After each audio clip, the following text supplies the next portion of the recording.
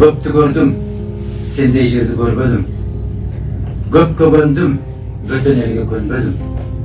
Комузумдун күйүүсүн күндө сагынып, кайтып сага ата журтум жөнөдүм.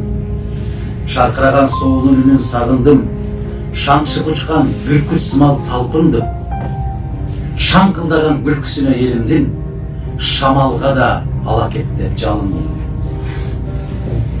Ушул кыргыз жерим, сенден такыр чыкпайын, кыргыз элим сенден карыш жылбайын. Кандай жашап, кандай өмүр сүрсөң да, кандай иштеримде жумуш кылбайын. Бул өзүң өзүң берилген ант экен да бул. Азыр ушуну окуп атып эле, как говорится, кому пролили слезы наворачиваются. 2 күн болду көрбөй калдым. Бул сезимдер, билбейм, бул жүрөктү жарып чыккан сезимдер. Мен ошон үчүн сиздерден сурап атканым, кантип чыдап жүрөсүздөр садакаларым деген ошондой да. Кантип силерди эмне байлап турат да, кайсы чынжыр кармап турат. Мен ошол шамал, ушу Кыргызстан тарапка шамал уруп баштаганда айттым да, шамалга мен ала кет деп жалынам да. Бул кусалык, бул сагыныч, бул чыдам жетпей, ошол шаңкылдаган күлкүсүнө элимдин, шамалга да ала кет деп жалындым деген ошол күлкүнү унутпай калдым да. Анан айтып атпайсыңарбы, курсак ачка, анан мынасы ачка, мунусу ачка, тыйыгы жок анысы. Жок сага. Көкүрөгүң ток болсо, анан жегениң аш болот. Көкүрөгүң ачка болуп турган болсо, көөдөң сыздап турган болсо, сага могул жерде бир бүтүн козун бышырып койсо дагы, ал аш болбойт сага. Бул кусалык сезими башка, аны акча менен өлчөнбөйт. Мына ушул топурак, ушул суу, ушул жараткан мейли бербей байлыгыңды, көтөрөм жалганда жаркылыкты, суранан бир өзүңдүн көз жумулуп, кеткиче тазасак да ыйманыңды. Мага айтып атасыздар да, тиги менен барып иштешпейсиңерби, буга барып кошулуп албайсыңарбы. Мен зар эмесмин иштегенге. Иштешкенге мен зар эмесмин садакаларым. Эгерде мен иштей, ушунчалыгы иш керек болгон болсо, мен Акаевден деле алып алат элем, Бакиевден деле алып алат элем, Атамбаевден деле алып алат элем. Мен кантип жашайм да, балдарым эмнени калтырам. Мына октябрдагы берген, сентябрдагы берчү карызыбызды бере албай калып, октябрга жылдырып, октябрда бере албай, ноябрга жылдырып, мына Кытайдан расмий түрдө эскертүү келип атат садакаларым менин.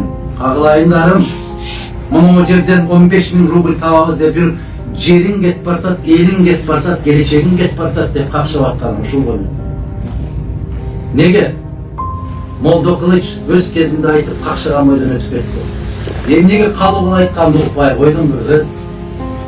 Неге кече Чике мампырт болбочу десем укпай койдуң? Ушул жерде ошол чыгарманы окуган канча киши бар деп сурасам, мен кечирип койгон 3 киши чыкпаса керек ошону чыгарманы.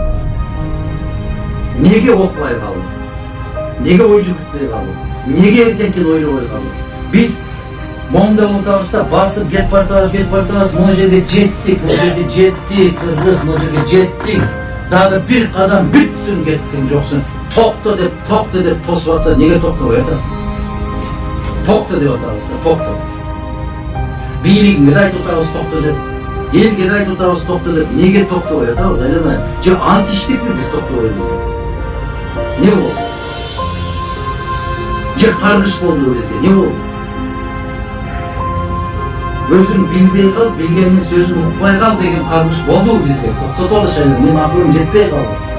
Мына ушул нерсени суу деп айтып атабыз да, какшап ушул суу экен десе, бул суу эмес деп атасыңар да, айланайындар, бул суу эмес деп мени жеңип атасыңар да, бул суу эмес деп.